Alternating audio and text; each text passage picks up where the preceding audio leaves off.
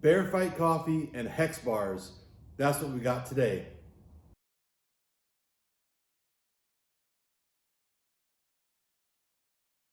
When I was training, I used moleskin journals. I used the smaller ones, a bigger one for my coffee stuff. Let's find a good note page for you here. You know, every coffee I taste, I put down, you know, the brew temperature, the timing, and the different flavors I got out of it. And we had to go all the way back to the beginning. Okay, I don't think it was the first. It was the first coffee I purchased from Black Rifle.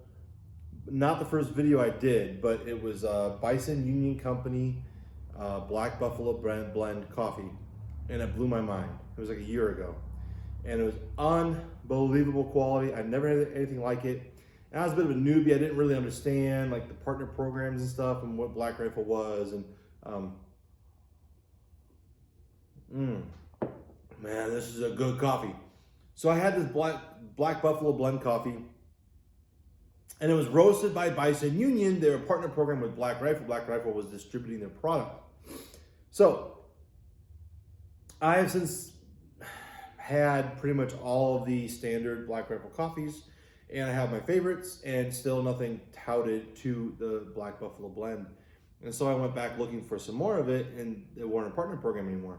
And so I went and searched Bison Union Company. Turns out they've got 5 or 6 copies of their own in their own subscription service. I was very excited. So I got 4 bags of coffee, all different flavors. This one, first bag I opened, I said, which one do you want? She said, Bear Fight. I said, great. Open it up. Right away, the first smells we had, leather and wood, right off the bat. Unlike any of the coffee I've ever had before, anywhere in the world, they're doing something special. Now, also, does this bag have, no, the address is not on the, oh yeah, address on the side. The first bag of coffee I got from them, I didn't think there was an address with it.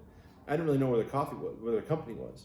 And I was tasting it, and I could taste grass, I could taste like the prairies almost, and I didn't want to be led by the brand, right? You know, because you think, oh, I'm drinking a man coffee, it tastes like man, right? No.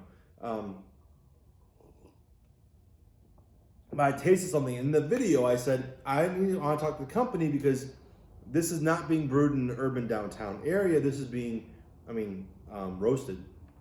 It's being roasted out in the country. It's being roasted in a field somewhere or someplace that is outside of urban development.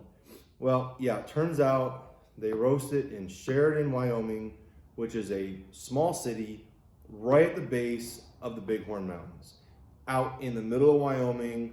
And when you open this bag of coffee and you smell these beans, when you brew this coffee and you drink it, you are drinking Wyoming. You are drinking the West.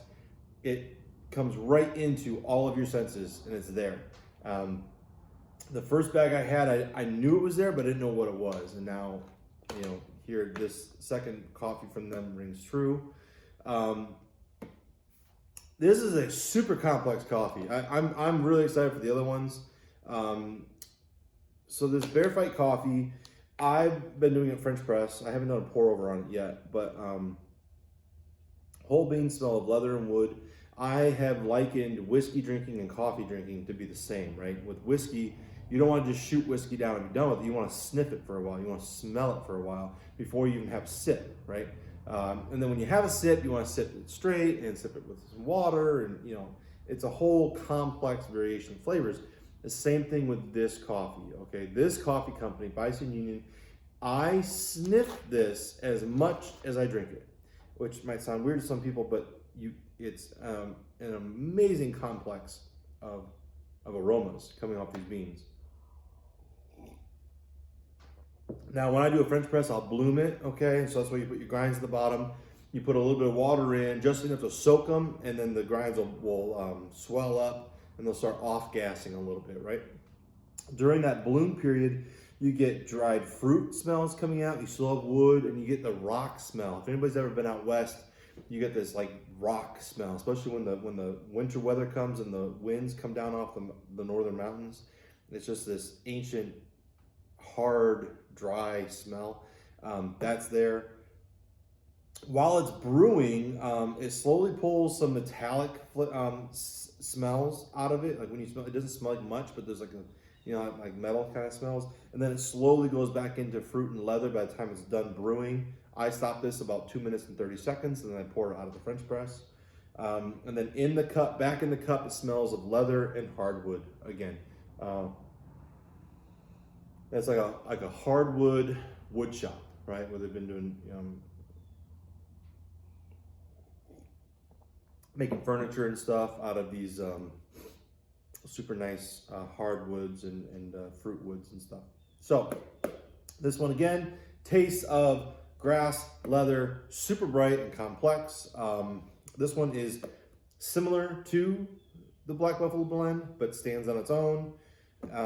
This coffee makes your brain stop. Okay, you want to sit down with your coffee and smell it and sip it and smell it and sip it and have small sips, small sips, small sips,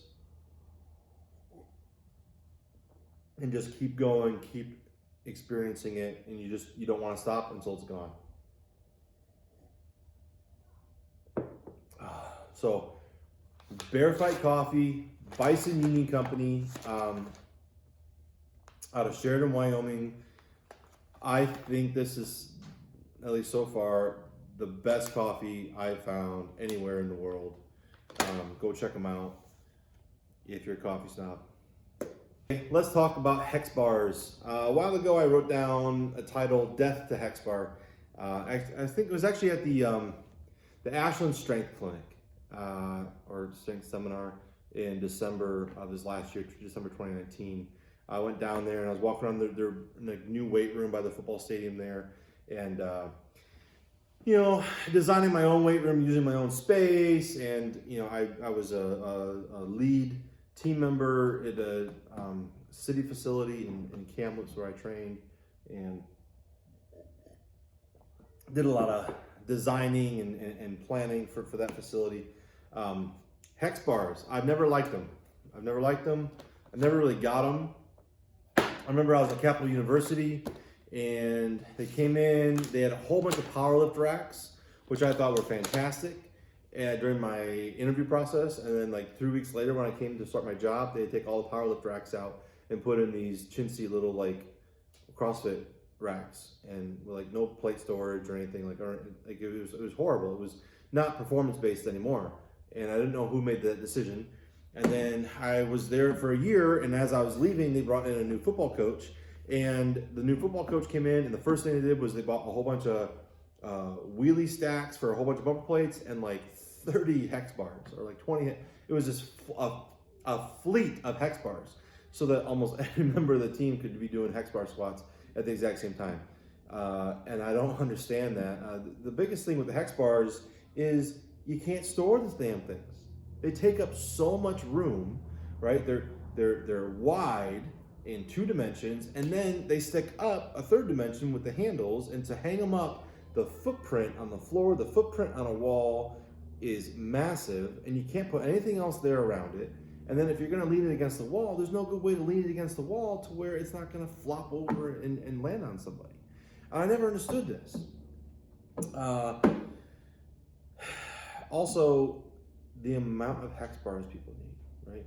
Like 4 or 5 seems about right if you're gonna do it, but people these programs order 10, 12, 15, 20 Hex Bars, and they're flooded all around the weight room, and they take up all this space, and it doesn't make any sense to me. The same thing with dip stand attachments, okay?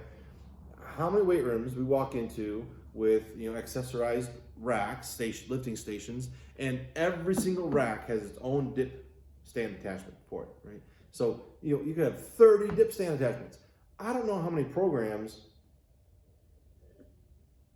and how many athletes are putting their kids on dip stands to where you need that many, and you got that much extra debris and that much extra storage required in your weight room. I've seen this was at the Ashland weight room. I saw all these dip stand attachments, and they've got like 10 of them lined up in a row along one wall of the weight room, and it's taking up all this floor space for storage for an auxiliary ancillary exercise that you can really just do reverse dips on a bench and get almost the same effect. You don't need that many. right? Now, dip stands, yeah, it's a viable exercise, 100%. But do you need an entire fleet of them? I mean, how many athletes are getting on there and repping out 40, 50 dips? They're not. They're repping out 5, 10, 12 dips. It doesn't take that long. And so athletes can be sharing those bars. You don't need that many in a weight room, right? So same thing with hex bars. You don't need that many if you're gonna have them. Well, once I got on the soapbox about thinking how dumb hex bars were, I thought, you know what? It's a trend, and I'm gonna call it. I'm gonna call it right here. By 2030, we will no longer see hex bars as a standard medium in athlete training. They won't be around anymore. People are going to realize that it's not as effective as a regular barbell, and as weight room design changes, they're not going to hang around. People are not going to want to have them. Same thing with these rotating deadlift bar. The rotating deadlift bars, so it's a hex bar modification, right? That I think we're going to see a development in that product to where we're going to be getting that off of a barbell setup, not a hex bar. And when I started diving more into this, I saw Riptoe, who has Starting Strength, his brand. He's out of Texas, I think. I like to watch some of his stuff from time to time. He's a bit of a no-nonsense kind of guy. I kind of like that approach. And he did a video about the hex bar, and I'll put a link in the bottom here. And he kind of goes into a little more eloquent, science and biomechanics about why he doesn't like the hex bar. And going through that video, I agree with, I think, every single point that he makes in terms of everything that I felt awkward about the hex bar. While I never liked to use it, was everything he talks about, mainly the grip, right? And I've noticed myself grip with different athletes. Tall athlete, they end up having a much shorter shoulder angle, armpit angle between them and the bar. At short athlete, they've got their arms all the way up to the side here, and it's a completely different lift between athletes because you got this exact same implement that's forcing them into a certain position. And I never understood that for individuality of athlete training. So there you have it. Bison Union Company, top dog in the coffee company as far as Justin Rodhe is concerned. And hex bars by 2030, they will not be mainstream in athlete development training facilities. They will have moved on. They are a logistic nightmare, and in terms of specific protocols, they are horrendous at being a specific calculated measure of stress per athlete.